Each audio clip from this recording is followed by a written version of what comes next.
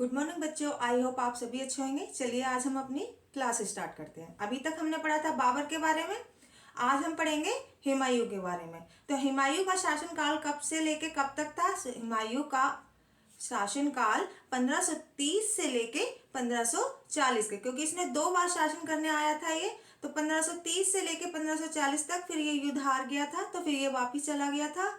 वापिस फिर इसने ये दोबारा इसने युद्ध करे और फिर ये 1555 से लेके 1556 में। ठीक है, अब इसके बारे में हम आगे पढ़ते हैं कि भाई इसका जन्म कैसे हुआ। हुमायूं का जन्म कब हुआ? हुमायूं का जन्म हमारा 6 मार्च 1508 ईस्वी को काबुल में हुआ। ठीक है, अभी तक हमें इतना पता चल गया कब हुआ हुमायूं का जन्म। 6 मार्च 1508 ईस्वी को। अच्छा, बाबर का इकलौता बेटा नहीं था हुमायूं। हुमायूं से भी बड़े 3 भाई थे, छोटे बड़े जो भी होंगे, ये 4 भाई थे। ठीक है ना। तो बाबर ने मरने से पहले हुमायूं का अपना गद्दी के लिए, जो कहते हैं राज सिंहासन के लिए, नाम घोषित कर दिया था। ठीक है ना, इतना आप सभी को पता चल गया। अच्छा, इसके हुमायूं का जो जन्म हुआ था, हाँ, महम बेगम के गर्भ से हुआ था। ठीक है, इतना हम आप सबको पता चल गया। और 4 पुत्रों में से हुमायूं को सबसे बड़ा था, तो उसने बाबर ने कहा भाई यही सिंहासन पर बैठेगा। ठीक है, अब हुमायूं का जो राज्य अभिषेक हुआ था 26 दिसंबर 1530 ईस्वी को, क्या हुआ था? बाबर की मृत्यु हो गई थी। तो 30 दिसंबर 1530 ईस्वी को क्या हुआ था? हुमायूं का राज्य अभिषेक हुआ था। उसे राजगद्दी पर बैठाया था बहुत छोटी उम्र में। कितने साल की उम्र में? 12 वर्ष की आयु में ही। ठीक है, इतना आप सभी को पता चल गया। अब जब ये सिंहासन पर बैठा, बहुत दानवीर विचारों का था। ठीक है ना। तो इसने अपने भाइयों को शांत करने के लिए, भाई भाई भी मेरे दुखी नहीं होने चाहिए, इसने अपना जो शासन था, जो इसे राज्य मिले थे देशों में जहां जहां इन्होंने करा, तो इसने अपने चारों भाइयों को बांट दिए। अच्छा, हुमायूं के जो 3 जो भाई थे, मैंने अभी आपको 4 बताए थे, 4 ये मिलके थे, 3 थे इससे। ठीक है ना। जो 3 भाई थे तो उनके नाम भी हमें पता होना चाहिए। सबसे बड़ा हुमायूं था, सेकंड नंबर पर कामरान था, और 3rd नंबर पर अस्कारी था, और 4th नंबर पर हिंदराल था। ठीक है, इतना हमें पता चल गया। अब जब ये सिंहासन पर बैठा तो इसने क्या करा? जब ये सिंहासन पर बैठा तो इसने अपने भाइयों को भी बराबर बराबर के हिस्सा दिया, जिससे कि ये संतुष्ट हो चुके। उन्हें ये नहीं लगे कि मैं गद्दी पर बैठा हूं और इनों के साथ अच्छा नहीं हुआ। अच्छा नहीं हुआ वो तो ये जानेंगे। फिर क्या हुआ, जो कमरान था ना, उसे इस चीज़ों से संतुष्टि नहीं हुई। उसने सोचा कि भाई मुझे कम मिला है, तो उसने काबुल पर भी अधिकार कर लिया। ठीक है, अब हमारा आता है कि हुमायूं जो था, उसे जब सिंहासन पर बैठा, क्या मैंने आपको पहले भी पढ़ाया था, जब ये सिंहासन पर या दिल्ली सल्तनत जो थे या मुगल साम्राज्य थे, इन्हें इतने ईजिली से नहीं मिलता था। फर्स्ट ऑफ ऑल इसको सबसे बड़ी प्रॉब्लम क्या हुई थी? जो साम्राज्य का विभाजन। अब साम्राज्यों का विभाजन जो इसने करा था, अपने भाइयों को जो बांटा था, संतुष्ट वो थे नहीं। भाई मुझे तो किसी छोटे भाई ने सोचा मुझे कम मिला है, दूसरे भाई ने सोचा मुझे ज्यादा नहीं मिला, तो इन्होंने आपस में भी युद्ध भी हुए, तो कब्जा कर लिया। एक भाई ने काबुल पर कब्जा कर लिया, पर हुमायूं ने कुछ नहीं करा। ठीक है ना। अब उसके बाद आता है रिक्त राजकोष। जब हुमायूं सिंहासन पर बैठा था ना, तो क्या हुआ था? उसे रिक्त राजकोष मिले थे। जो शाही खजाना था वो बिल्कुल खाली मिले थे। क्यों मिले थे? जब बाबर ने युद्ध जीते थे तो उसने क्या करा था, जो काबुल के जो लोग थे उन्हों को, मैंने आपको पहले भी बाबर वाली क्लास में भी पढ़ाया था कि उसने चांदी के सिक्के बंटवाए थे। तो भाई जब सिक्के बनवा रहे हैं तो पैसे तो खर्च होंगे ना। तो जो पैसे खर्च हुए, भाई सैनिक मान लो 5,000 है, 10,000 है, तो उन्हों को जो सिक्के बनेंगे सोने चांदी के, तो उनसे जो शाही खजाना है उन्हीं से तो बने थे। और जब हुमायूं बैठा था तो उसे राज सिंहासन पर जब बैठा था तो उसे शाही कोष मीन्स उसे जो उस टाइम की जो बैंक थी मिली हुई थी वो बिल्कुल खाली मिली थी, ठीक है ना। अब खाली मिली थी तो अब जब खाली मिली है तो वो क्या करता उससे, ठीक है ना। सेकंड हमारा ये हो गया जब पानीपत के युद्ध में, हाँ पानीपत के युद्ध में जब काबुल की सेना ने तो हेल्प करी थी ना बाबर की, पानीपत के युद्ध में इब्राहिम लोदी से लड़ने के लिए, ठीक है ना।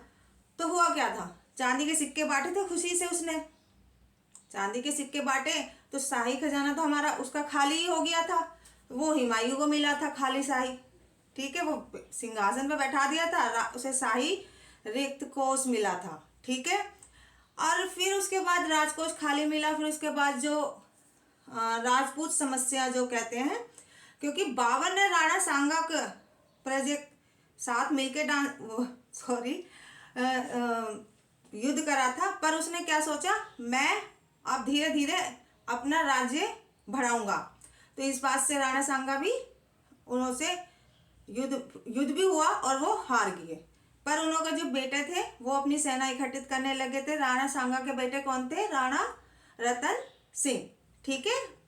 पुत्र का नाम क्या था उनके, रतन सिंह। तो उन्होंने अपनी स्नेह शक्ति बढ़ानी शुरू कर दी जिससे कि वे युद्ध कर सके, और युद्ध भी करा था और वो हरा भी दिए थे, ठीक है ना।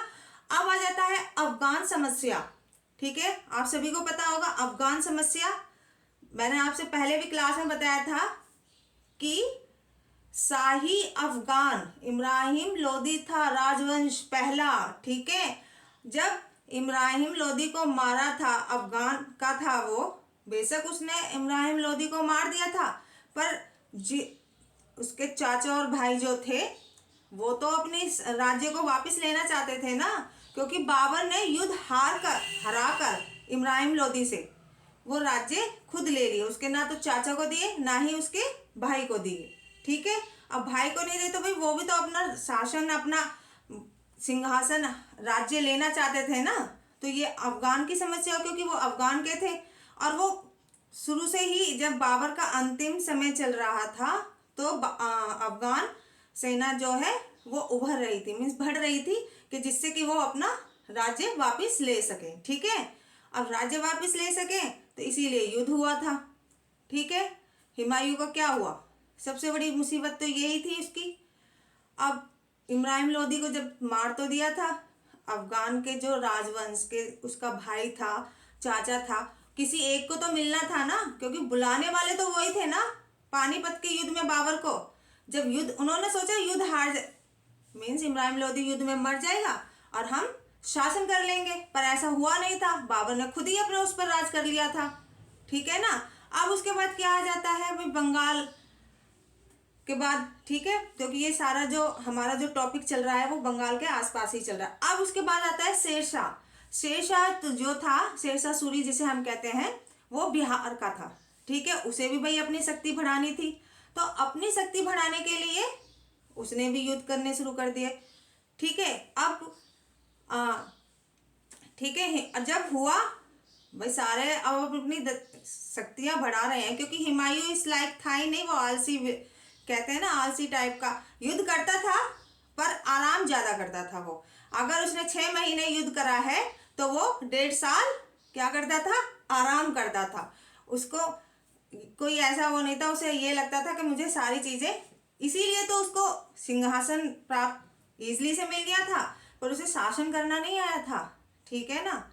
बाबर हमेशा एक आपको मैंने बाबर नामा में एक बुक में भी जो बाबर है उसने एक बात लिखी थी कि भारतीय जो है मरना जानते हैं पर लड़ना नहीं जानते। ऐसा नहीं था, वो अपनी अपनी बुद्धि में अपने में बैठाए रखा था उसने कि भाई मैं बढ़िया हूँ, क्योंकि यहाँ के लोग अच्छे नहीं होते। उसने बाबरनामा में लिखा था सुंदर नहीं होते हैं, ये उन्होंने की सोच थी ये। और जबकि उन्होंने यहाँ इधर ही सबसे ज्यादा शासन करा था, उसके बाद इन्हें कोई जानता ही नहीं है कि बाबर मुगल साम्राज्य के लोग हैं कहाँ, ठीक है ना। अभी तक पता ही नहीं है, लोग बागों को पता ही क्या है, उनका शासन का पता ही नहीं है, क्योंकि वो क्या इंडिया के कोई थे जो उनकी जड़ें मजबूत थी, भारत के कोई थे वो, उज्बेकिस्तान के बताया था ना मैंने आपको। तो वो तो इंडिया के बारे में बाबर की सोच यही थी, ठीक है ना, कि इधर के लोग क्या करना नहीं जानते हैं, मरना जानते हैं, लड़ना नहीं जानते हैं। पर ऐसा बिल्कुल गलत है।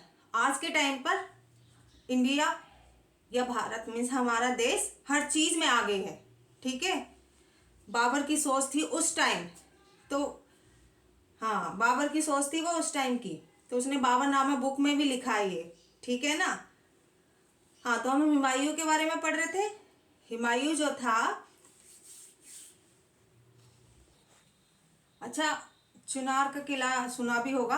हुमायूं जो था ना, जो शेरशाह सूरी जो था बिहार का, तो उसने क्या करा था कि जितने दिनों तक, 11 दिनों तक इसके आसपास रहेगा तो मुझे अपनी सेना इकट्ठे करने का टाइम मिल जाएगा और मैं अपना युद्ध आसानी से किससे कर सकूंगा, हुमायूं से, ठीक है। शेरशाह सूरी का हम आगे पढ़ेंगे, बहुत ही इंटरेस्टिंग टॉपिक है, ठीक है। तो हुमायूं को हुआ भी ऐसे, क्योंकि मैंने आपको बताया है ना कि वो शुरू से ही एक महीने या 6 महीने युद्ध करेंगे, हम 1.5 साल आराम करेंगे मीन, ठीक है ना। तो उस जो हुमायूं की यही विचारधारा थी, तो वो युद्ध करने में ज़्यादा इंटरेस्ट दिखाया नहीं उसने, ठीक है। फिर हुआ क्या, चुनार के किले पर धीरे धीरे अपनी सेना शक्ति बढ़ा ली शेरशाह सूरी ने, शेर खां कहते हैं वैसे।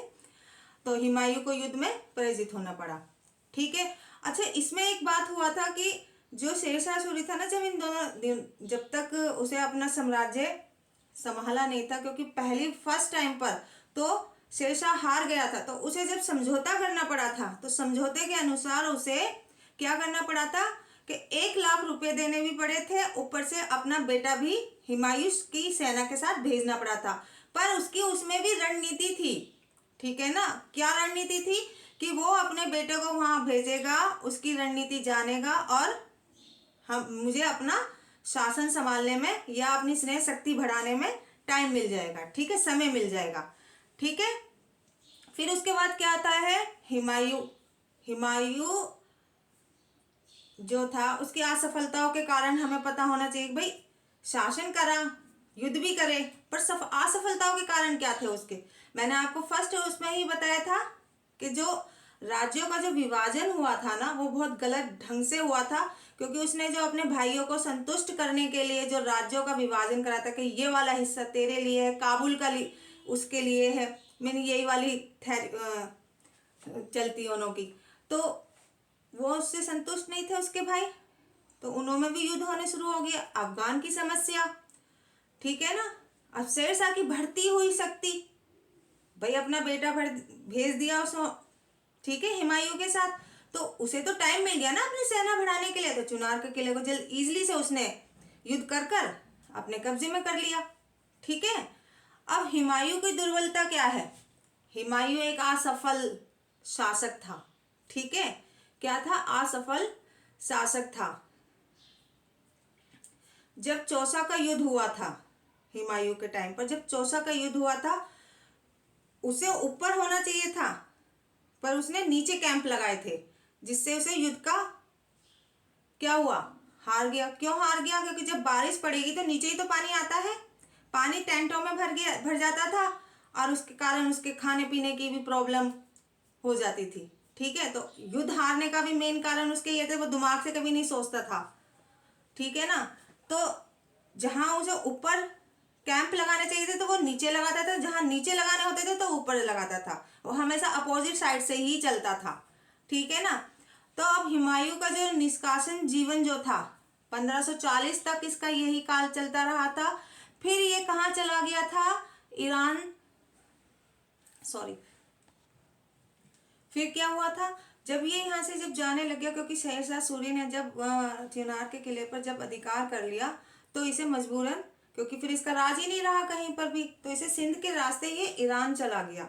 अच्छा जब ईरान गया तो वहाँ पर मीर जाफर मीन्स मीर अली अकबर नाम का एक आदमी वहाँ पर मिला, आदमी नहीं मीन्स शाही खानदान सा, शाह कहते हैं जो शाही खानदान का, जो उसकी पुत्री थी, उसकी पुत्री से इसका विवाह हुआ था, ठीक है। किससे हुआ था, हमीदा बानो बेगम से। 1500 कब हुआ था, 1541 में, 41 में, ठीक है।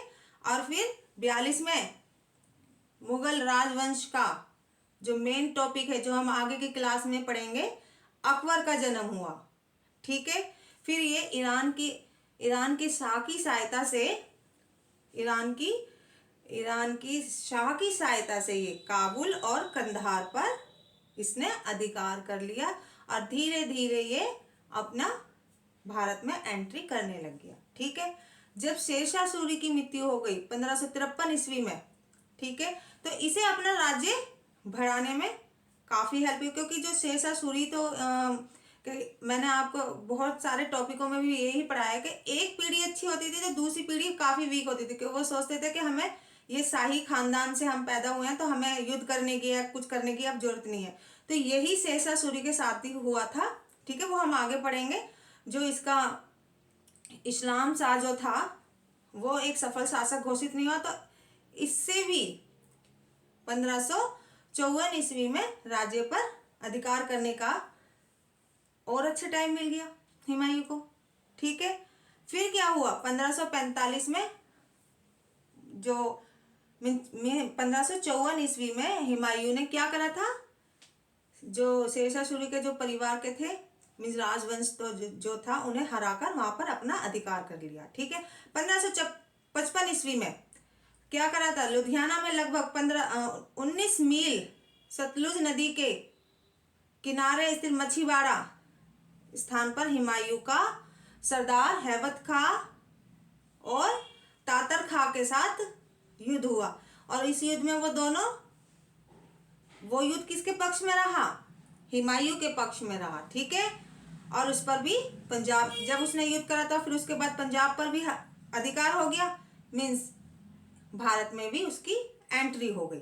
ठीक है। 1555 ईस्वी में अफगान सेना मुगल सेना के सर हिंद का युद्ध हुआ। किसका, सर हिंद का युद्ध हुआ 1555 ईस्वी में। ठीक है। क्योंकि वो जो इसका दोबारा जब उसने एंट्री करी थी 1555 से लेके 1556 ईस्वी तक। ठीक है। तो ये युद्ध भी क्या हुआ, युद्ध में अफगानों की पराजय हुई। ठीक है, वो युद्ध हार गए। अब हमें हुमायूं की मृत्यु के बारे में, अब हुमायूं की मृत्यु जो हुई थी, तो अब हुमायूं की मृत्यु के बारे में है। तो हुमायूं की जब मृत्यु हुई थी उसके बादशाह बनने के 1 साल बाद ही हुमायूं की मृत्यु हो गई थी। अब कैसे मृत्यु हुई थी उसकी, मीन कैसे वो मरा था, तो दीपना की पुस्तकालय थी, मीन्स लाइब्रेरी थी, तो उस पर से उसकी सीढ़ियों से गिरने के कारण उसकी मृत्यु हो गई। ठीक है। हुमायूं की जो कवर है मकबरा, मीन्स हुमायूं का जो मकबरा है वो ईरानी संस्कृति से प्रभावित है। क्यों प्रभावित है ईरानी संस्कृति से, क्योंकि उसकी पत्नी ईरान की थी। ठीक है ना, मैंने आपको बताया ना कि वो ईरान भाग गया था। ठीक है। तो ईरान भाग गया था तो उसकी पत्नी ईरानी थी, तो उसकी पत्नी ने ही उसकी याद में हुमायूं का मकबरा बनाया था, जो आज के टाइम पर कहाँ है, दिल्ली में। ठीक है। हाँ, उसकी पत्नी ने बनाया था। ठीक है ना, हामिदा बानो बेगम ने। कौन सी कला से, ईरानी संस्कृति कला से। अच्छा, हुमायूं का मूल्यांकन, हुमायूं के बारे में एक बहुत इंपॉर्टेंट बात है, कहा जाती है जब राज्य से लेके और हुमायूं अपनी मृत्यु तक लेन पूल करके एक इतिहासकार थे, तो उन्होंने कहा था कि जैसे इसने अपना शासन लड़खड़ाते हुए चलाया था उसी तरह लड़खड़ाते ही इसकी मृत्यु हो गई। मीन्स सीढ़ियों से उसका शासन काल भी ऐसे ही अप एंड डाउन चलता रहा था और मृत्यु भी उसकी सीढ़ियों से गिरने के कारण ही हो गई। अच्छा, हुमायूं के बारे में एक चीज और बोली जाती है कि हुमायूं जो था ना वो काफी ज्योतिष में विश्वास करता था। तो वो सप्ताह में जब 7 दिन होते थे तो 7 दिन में वह 7 रंग के कपड़े पहनता था। उसका अनुसार रविवार को वो कौन से कपड़े पहनता था, या शनिवार को कौन से कपड़े, सोमवार को वो सफेद कपड़े पहनता था, शनिवार को काले कपड़े पहनता था, और रविवार को पीले रंग का कपड़ा पहनता था। वो इन चीजों पर ज्यादा विश्वास रखता था। ठीक है ना। तो आई होप आपको सभी को क्लास पसंद आई होगी। अभी तक हमने पढ़ा था हुमायूं के बारे में, तो अब हुमायूं के बीच में जब हमारा शेरशाह सूरी के बारे में भी पढ़ेंगे हम, तो वो हमारी नेक्स्ट क्लास में होगा, शेरशाह सूरी। ठीक है, तो आई होप आपको क्लास अच्छी हो। ज़्यादा से ज़्यादा लाइक करें, सब्सक्राइब करें। बाय।